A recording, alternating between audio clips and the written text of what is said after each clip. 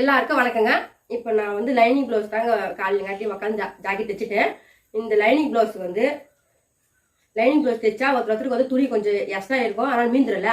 அந்த மீந்த துணியில நான் வந்து இது பாருங்க பேண்டு செஞ்சிருக்கேன். இந்த பேண்டு வந்து 10 ரூபான்னு சொல்லிட்டு நீங்க சேல்ஸ் பண்ணலாங்க. இந்த மாதிரி வந்து இப்போ ஒல்லியாங்கிறங்களா துணி கொஞ்சம் எக்ஸ்ட்ரா இருக்கும், மீந்துடல. அந்த மீந்த துணி வேஸ்டா கீழே போடாத. அது வந்து நம்மளுக்கும் யூஸ்ஃபுல்லா இருக்கும், அவங்களுக்கும் யூஸ்ஃபுல்லா இருக்கும், நம்மளுக்கும் ஒரு 10 ரூபா வருங்க.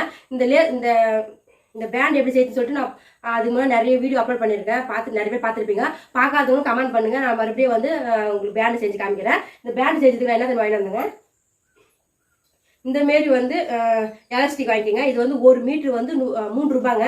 1 மீட்டர் வந்து 3 ரூபாய் வந்து நிறைய ஒரு எப்படி சொல்கிறேன், ஒரு 20 பேண்டு போடலாங்க. 20க்கு மேலே வருங்க.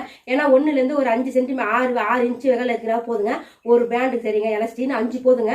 5 வகையில் 1லேருந்து 5 இன்ச்சு அவ்வளோதாங்க ஒரு பேண்டு தேவைப்படும். அதுமாரி வந்து 1 மீட்டரில் நம்ம எவ்வளோ பேண்டு செய்யலாம் நீங்களே பாருங்கள். மறக்காமல் டவுட் இருந்தால் கமெண்ட் பண்ணுங்கள். அடுத்த வீடியோவில் பார்க்கலாம். பாய்ங்க.